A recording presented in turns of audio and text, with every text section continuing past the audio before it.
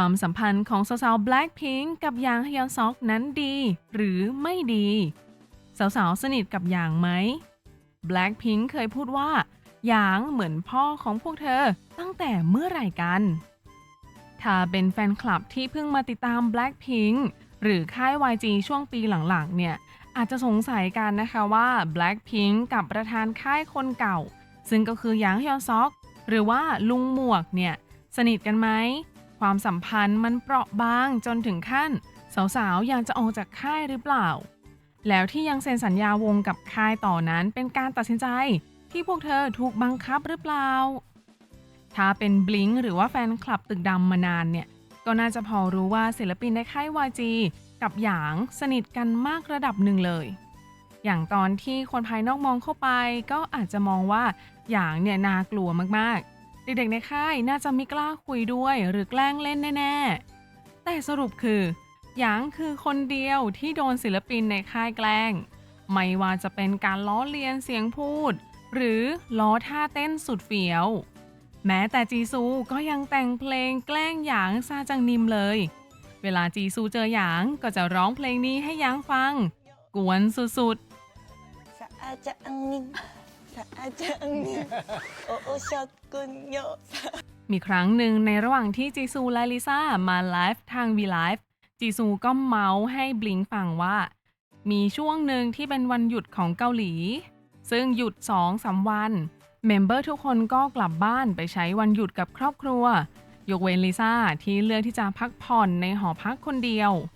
อย่างก็น่าจะถามไถ่ลิซ่าแหละว่าได้กลับบ้านไหมพอรู้ว่าลิซ่าไม่กลับและอยู่หอคนเดียวอย่างก็เลยให้เงินลิซ่ามาจำนวนหนึ่งเป็นค่าขนมเอาไว้ไปซื้อของใช้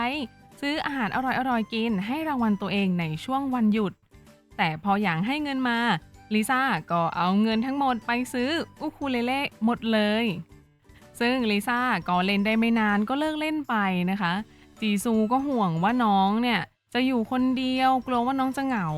ก็เลยรีบกลับมาอยู่เป็นเพื่อนลิซ่าพอได้รู้ว่าลิซ่าเอาเงินที่อย่างให้ไปซื้ออูคูเลเล่จนหมดจีซูเนี่ยถึงกับท้อเลยก็คงคิดว่าน้องเนี่ยน่าจะเอาเงินไปซื้อของอร่อยๆกินจนพุงกลางอย่างสบายใจแน่ๆแต่กลับผิดคาดน้องซื้ออูคูเลเล่มาเล่นได้แป๊บเดียวก็เบื่อแล้วพี่ซูรู้แบบนี้ก็ปวดหัวสุดๆไปเลยแล้วก็หลังจากที่ Blackpink เดบิวต์ได้ราวๆ2 ปีในช่วงปี 2018อย่างก็เซอร์ไพรส์สาวๆด้วยการให้วันหยุด100 วันและสร้างบ้านเจ้าหญิงสีชมพูในย่านที่ค่าที่พักแพงสนั่นอย่างย่านฮงแดให้สาวๆได้เข้าไปพักผ่อนใช้ชีวิตดั่งเจ้าหญิงในเทพนิยายได้พักในบ้านแสนสวยได้ไปช้อปปิ้งไปเที่ยวที่ต่างๆรวมถึงประเทศไทยด้วยเป็นช่วงพักที่สาวๆดูมีความสุขมากๆแล้วก็ได้เห็นโมเมนต์ดีๆจากช่วงนี้เยอะแยะเลยด้วยกลายเป็นความทรงจำที่ดีมากจริงๆเรียกได้ว่าเป็นตำนานหนึ่งของ Blackpink เลยยอดวิวรายการ Blackpink House ก็ถล่มทลายมากๆยอดวิวเนี่ย20 ล้านวิว50 ล้านวิวแม้กระทั่ง100 ล้านวิวก็มีไม่น่าจะมีรายการไหนที่ยอดวิวมหาศาลขนาดนี้แล้วถือว่าอย่างคิดถูกจริงๆที่สร้างโปรเจกต์วันหยุดให้สาวๆแบบนี้เพราะทุกวันนี้บลิงบางคนก็ยังกลับไปดูรายการนี้อยู่เลยแล้วก็มีอยู่ครั้งหนึ่งที่ Blackpink Comeback พร้อมกับเพลง Playing with Fire และ Stay ตอนนั้นสาวๆก็ประสบความสำเร็จประมาณหนึ่งเป็นดาวรุ่งพุ่งแรงคนสัมภาษณ์เนี่ยก็บอกว่าพวกเธอคือ Rookie Monster เลยก็สัมภาษณ์สาวๆนะคะว่าพวกเธอประสบความสำเร็จขนาดนี้แล้ว CEO YG อย่างหยางฮยอนซอกที่เป็นคนเลือกและฝึกพวกเธอมาโดยตลอดเนี่ยรู้สึกยังไงบ้างจีซูก็ตอบว่าคุณหยางเหรอคะแล้วก็หัวเราะนะคะแล้วจีซูก็บอกว่าเขาเหมือนพ่อของพวกเราเลยค่ะเวลาทำได้ดีเขาก็จะส่งภาพการแสดงมาให้ดูและบอกว่าเขาพอใจมากนะ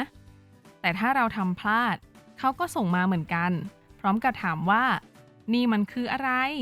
เขาดูแลพวกเราดีจริงๆเจนนี่ก็เสริมว่าตอนที่พวกเราได้ที่1ครั้งแรกในรายการเพลงคุณหยางเป็นคนแรกที่ส่งภาพมาให้เลยค่ะตอนที่เรารับรางวัลเสร็จพอเช็คโทรศัพท์ก็เห็นว่าเขาส่งข้อความมาทันทีที่มีการประกาศว่าเราได้ที่1เลย ก็คิดว่า Blackpink และหยางก็คงจะสนิทกันประมาณหนึงเลยแหละ สาวๆสามารถพูดทวงการคัมแบ็กจากหยางกลางรายการได้แบบไม่มีกลัวเกรง และในสมัยที่หยางยังเล่น Instagram อยู่ ก็เป็นยุคที่สนุกมากๆ หยางชอบลงรูปที่ถ่ายกับศิลปินในค่าย เวลาศิลปินสร้างสถิติดีๆ ก็ชอบเอามาลง IG อวดชาวบ้านชาวช่องเขา แต่พอเกิดเรื่องคดีความมากมาย หยางก็ลบโพสต์แล้วก็เลิกเล่น IG ไปเลย หยางลงจากตำแหน่งประธานไปเคลียร์คดีความหลายปี ก็เลยไม่ได้เห็นโมเมนต์กับศิลปินในค่ายแล้ว แฟนคลับที่มาตามช่วงหลังๆ ก็เลยจะไม่รู้นะคะเกี่ยวกับเรื่องของความสัมพันธ์กับหยางแล้วก็ศิลปินในค่ายสักเท่าไหร่ แต่เท่าที่เห็นมาก็พอจะรับรู้ได้ว่าเขาก็สนิทกันนะ ศิลปินที่ออกจากค่ายไปก็กลับมาร่วมงานกับหยาง มาพบปะพูดคุยกันปกติเลย ตอนนี้หยางกลับมาดูแลค่ายในฐานะโปรดิวเซอร์ใหญ่แล้ว ก็หวังว่าจะมีอะไรดีๆเกิดขึ้นหลังจากนี้ กับศิลปินทุกคนเลยนะคะ ปีนี้มาแน่ ถ้าคุณเป็นติ่งตึกดำอยากจะติดตามเรื่องราวสนุกๆของค่ายนี้ ก็ฝากกดติดตามกดไลค์กดแชร์ให้เพื่อนๆมาติ่งด้วยกันเยอะๆนะคะ